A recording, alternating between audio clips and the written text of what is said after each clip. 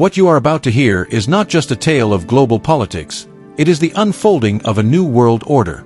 A story of courage, resistance, and a deepening alliance that's shaking the foundations of Western hegemony. Stay with us, and if you believe Africa deserves true independence, hit that like button now and share this video with someone who needs to hear it. In a display that sent ripples across global airwaves, Captain Ibrahim Traoré, the defiant leader of Burkina Faso, joined Russian President Vladimir Putin in Moscow with a message that thundered across continents. The fight against Nazism is not over, and they will not rest until the world is truly free. As leaders from across the globe made their way to Russia for the 2025 Victory Day celebrations, one guest shone with particular brilliance, the Lion of Africa himself. Captain Ibrahim Traoré didn't just arrive. He made an entrance that symbolized a seismic shift in global alliances. Midway through the day's grand receptions, the sound of jet engines filled the Moscow skies, not from a commercial airliner, but one of President Putin's most elite, heavily secured private aircraft. This was no ordinary flight. Designed to repel even the most advanced aerial threats, this jet descended with a powerful escort of Su-27 fighter jets, ready to strike should any hostile force dare to interfere. As the doors opened, out stepped Captain Traoré, radiating resolve. His words cut like a blade through the old political order. The old world is over. The new world begins now. By the way, where are you watching from? Drop your location in the comments. We're building a global family that believes in true freedom, and we want to hear from every corner of the world. But let's not forget, just days earlier, the European Union had closed its airspace to any aircraft carrying Traoré. The intention was clear: block his movement, silence his voice. But in a stunning rebuke, President Putin personally ordered his most advanced jet to Ouagadougou with one mission: retrieve our friend and partner, ensure his safety, and bring him to Moscow. This was not just diplomacy, it was defiance. Defiance against the forces that still view Africa as a continent to be manipulated and controlled. And yes, if this story moves you, if you believe in Africa rising, smash that subscribe button now. Be part of this growing voice demanding a new era. What made this mission even more unprecedented was the protocol aboard. Captain Traoré and his security team didn't have to disarm. Armed and alert, they were trusted to carry their weapons aboard the Russian state jet, a signal of profound respect and strategic alliance. Russia wasn't just offering hospitality. It was declaring to the world, we trust this man more than we trust the West. Escorted by Russian Su-27s slicing through international airspace, Traoré landed in Moscow untouchable. The so-called Western guardians of the skies could do nothing but watch, powerless and exposed. And just to be crystal clear, Russia played by the book. International airspace. Zero violations. But had anyone dared to challenge them, those Su-27s were ready to answer with fire. The message: do not touch the Lion of Africa. As Traoré descended from the aircraft, armed and assured, the world took notice. This was more than protocol. This was brotherhood forged through a common cause, resisting domination, reclaiming sovereignty. Still, critics whisper, isn't Traoré just switching masters, trading Western control for Eastern influence? Let's set the record straight. Russia, unlike the West, has never colonized Africa. Nor has China. Nor North Korea. These are nations that understand partnership, not plunder. And that's why this moment matters. In his private meeting with President Putin, Captain Traoré didn't come with a begging bowl. He came with purpose. He didn't ask for loans or handouts. He asked for knowledge, for tools, for the kind of collaboration that empowers a nation to stand on its own. Are you inspired by this? Then do your part. Like this video. Share it with someone who still believes Africa is destined to rise. Putin, in turn, welcomed Traoré with warmth and historical recognition, acknowledging Burkina Faso's forgotten contribution during World War II, where 30,000 Burkinabe fought bravely against Hitler's forces under French command. Today, their descendants are fighting a different enemy: terrorism, instability, and the ghost of colonialism. The conversation quickly turned from ceremony to strategy. Putin reaffirmed Russia's commitment: military support, economic growth, educational exchange, and most of all, respect for sovereignty. He proudly mentioned that Russia reopened its embassy in Ouagadougou after 30 years, and that trade, while still modest, is rising steadily. He highlighted the growing partnership. Over 3,500 Burkinabe have studied in Russia, with new scholarships added in 2024 and 2025. More students are coming. More minds are being sharpened. This alliance isn't built on aid. It's built on advancement. And if you're still watching, you're clearly someone who believes in power shifting back to the people. Tap that like button and help us push this message further. Captain Traoré's response was heartfelt and resolute. He spoke of learning, of absorbing Russia's deep cultural and military history. He honored their sacrifices in World War II, saying it is because of those sacrifices that nations like his can be free today. But freedom, he stressed, is not handed over, it is built. Through education. Through technology. Through industry. He asked for support not in weapons alone, but in machinery, in scientific expertise, in educational infrastructure. He boldly requested Russian universities to open branches in Burkina Faso, so his people could learn without leaving their homeland. This was the voice of a leader not asking to be saved, but asking to be strengthened. We're just getting to the most powerful parts of this story, so don't go anywhere. Captain Ibrahim Traoré's words echoed not just within the Grand Kremlin halls, but across Africa and the world. We don't need charity. We need capacity. We don't want dependence. We want development. This was not a performance. It was a declaration of purpose. He made it clear that the root of terrorism in Africa today is not some ancient tribal conflict.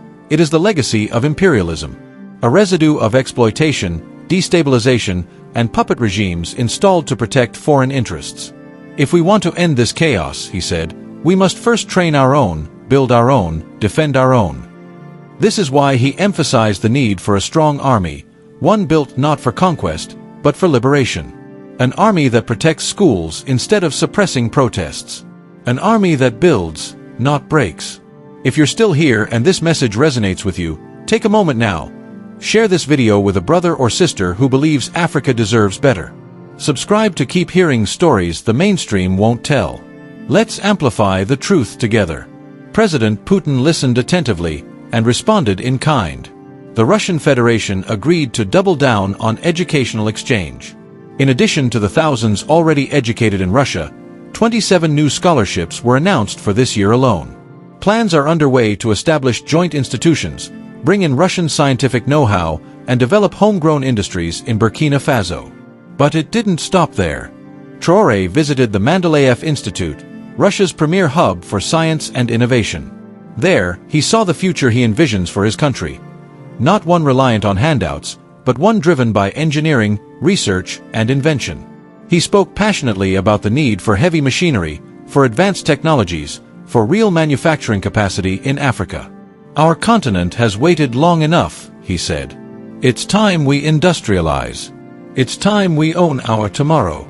If you believe Africa's youth deserve laboratories instead of battlefields, hit that like button now. Let's get this message heard across the continent. Captain Traoré's vision is simple, but revolutionary. He's not content with symbols or ceremonies. He wants branches of Russian universities built in Burkina Faso. He wants students educated locally, in African cities, using African languages, grounded in African realities. He dreams of factories, of steel, of tech, of sovereignty built with skill. And yes, he spoke about military cooperation too. Because defense is part of development. A nation cannot grow if it is constantly under siege.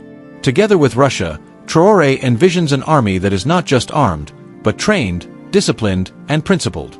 While many so-called leaders kneel for foreign aid, Traoré stood tall and asked for knowledge. This is the kind of leadership that stirs the soul. If it stirs yours too, comment below with a message of support for a free, self-sufficient Africa, and don't forget to write, God bless Captain Ibrahim Traoré. This isn't just about Burkina Faso. It's about a shift, a realignment, the end of a colonial era and the dawn of African dignity on the global stage. And it's only the beginning. As the diplomatic meetings unfolded, one thing became abundantly clear. This was not a guest visit. This was the forging of a new axis, one based on mutual respect, shared struggles, and common aspirations. Gone were the days of backroom deals and patronizing lectures from former colonizers. Here stood two leaders, shoulder to shoulder, speaking as equals.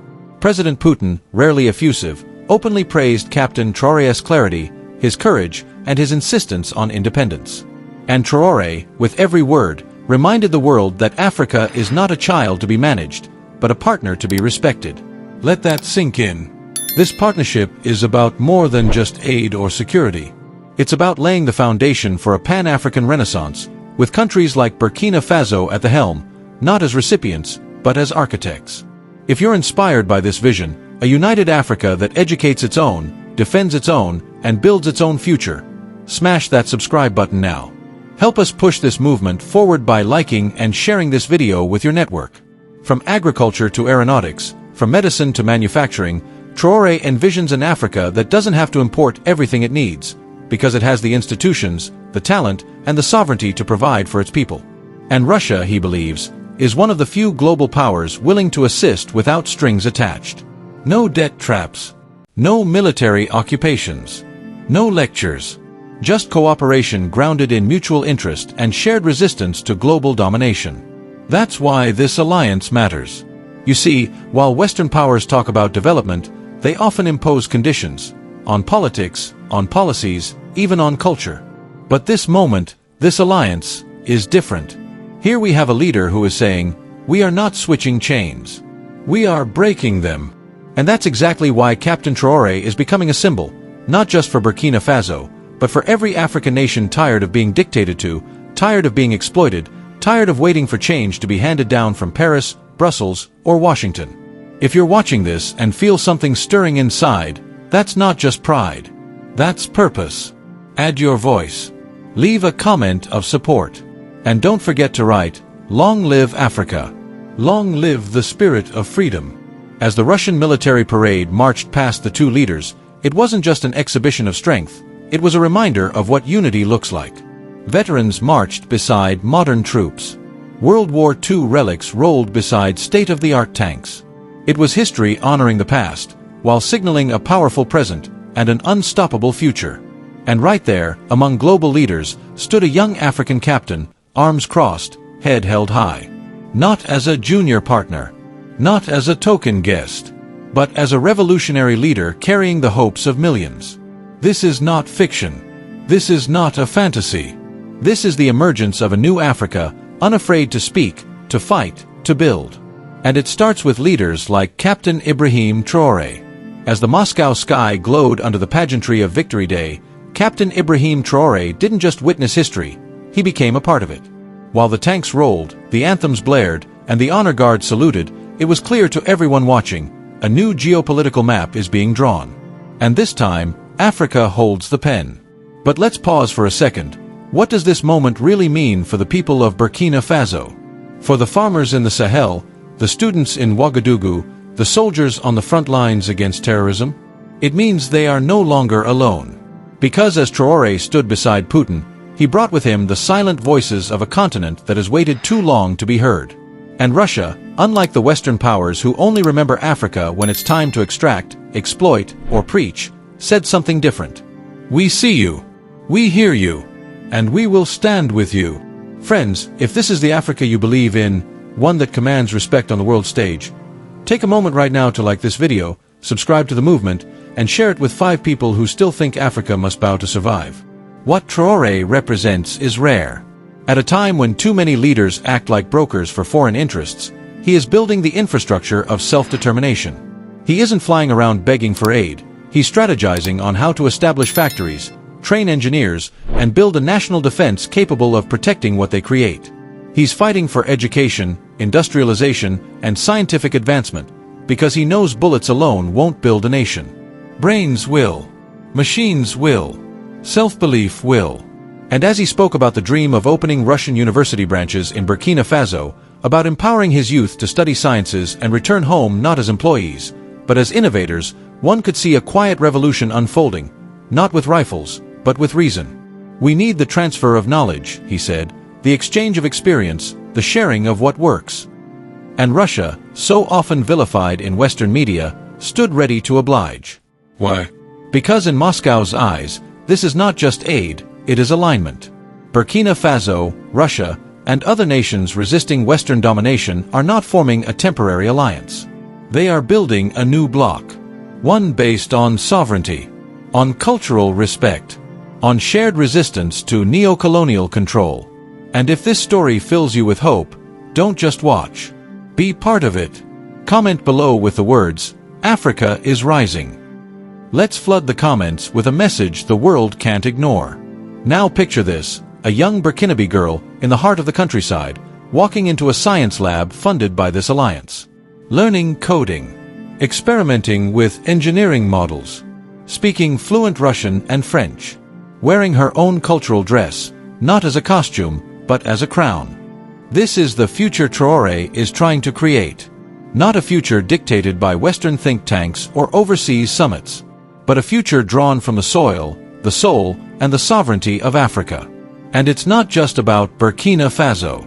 This is a call to Mali, to Niger, to the Congo, to every African nation that still bears the weight of foreign puppeteering.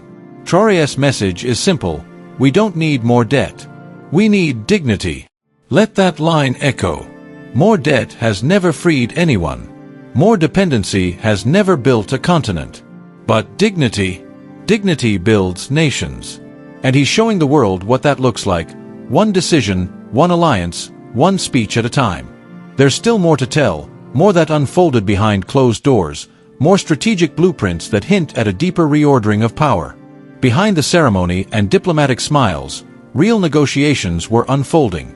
Not the kind bound by red tape and condescension, but conversations rooted in shared pain and a shared future. Captain Traoré wasn't there to perform. He was there to plan. In the private chambers of the Kremlin, far from the glare of cameras, he laid out a vision where Burkina Faso becomes a manufacturing hub in West Africa, where young men and women don't have to flee their homeland for jobs, because the jobs are built right there, on African soil, where tractors replace foreign food aid, and engineers replace dependency on foreign consultants. He spoke boldly, with clarity and purpose. We want your machines, not your money. We want your software, not your sermons. We want to build. And President Putin, recognizing the rare sincerity and strength in Traoré's posture, responded, not with platitudes, but with promises. Real cooperation. Real investment. Real knowledge sharing. They discussed technological exchanges, training programs for Burkinabe scientists, agricultural mechanization, and yes, even the foundations for African-run defense industries. Because a nation that builds its own tools is a nation that cannot be controlled. Let that sink in. And if it stirs you like it stirs us, hit that like button. Comment below with, "We choose strength over submission." The world needs to hear the voices of Africans who will no longer settle for less. The discussions also touched on humanitarian aid, but not in the usual patronizing sense. Russia has already delivered thousands of tons of wheat to Burkina Faso, not as a bribe or bait, but as a gesture of solidarity. This wasn't a debt trap. There were no secret conditions. Just one nation helping another with dignity intact. Traoré made it clear, we accept help, but only the kind that uplifts us. And isn't that what true partnership is? This is why so many across Africa, and beyond, are now looking to Captain Ibrahim Traoré as a symbol of a different path. One that doesn't beg, one that doesn't bow, one that doesn't play along with systems designed to keep Africa weak. He's walking that path with purpose, with steel in his spine, and with millions of Africans silently cheering from their homes, streets, and schools. If you're one of them, make your voice heard. Subscribe now. Share this with your community. Comment with pride. Because something powerful is happening, and you are part of it. Traoré's very presence in Moscow, surrounded by jets, parades, and presidents, was a declaration of intent. He didn't arrive on borrowed wings. He flew with protection. He flew with honor. He flew with weapons in his holster, not because he expected war, but because he refused to arrive unarmed to the table of global power. And that's what the West cannot digest. They are used to African leaders who come hat in hand, who smile too wide, who sign what they're told. But not this one. This one came with demands, with expectations, with the conviction that Burkina Faso is not just a flag on a map, but a rising force. And that force is not alone. Together with Russia, and likely others in the East, Traoré is positioning his nation as a cornerstone of a new global alignment, one that challenges the dominance of Western institutions and ideologies that have long overstayed their welcome in Africa. It's no longer about which side Africa chooses. It's about Africa choosing itself. And that, dear friends, is what we are witnessing. History. Raw. Unfiltered. Unapologetic. And so, as the sun set over Moscow and the echo of Victory Day parades faded into the evening air, a quiet but undeniable truth had been etched into the conscience of the world. Africa is no longer whispering. It is speaking, with clarity, with confidence, and with conviction. Captain Ibrahim Traore did not just represent Burkina Faso that day. He stood for every African child told they were born in a weak continent. For every mother who raised her children amid instability caused by foreign hands. For every farmer, student, soldier, and dreamer who dared to imagine an Africa free, fearless, and fully in control of its destiny. He walked beside Vladimir Putin not as a client, but as a partner. He spoke not of what Africa lacks, but of what Africa is ready to build. And in doing so, he reminded us of something we all feel deep down. Africa is not rising. Africa has risen. But this story doesn't end in a parade ground or a Kremlin meeting room. It continues with you. Yes, you, watching this right now. If this story lit something inside you, if it made you feel proud, awakened, even tearful, then this is your moment too. Subscribe, not just to a channel, but to a movement of truth-tellers and change-makers.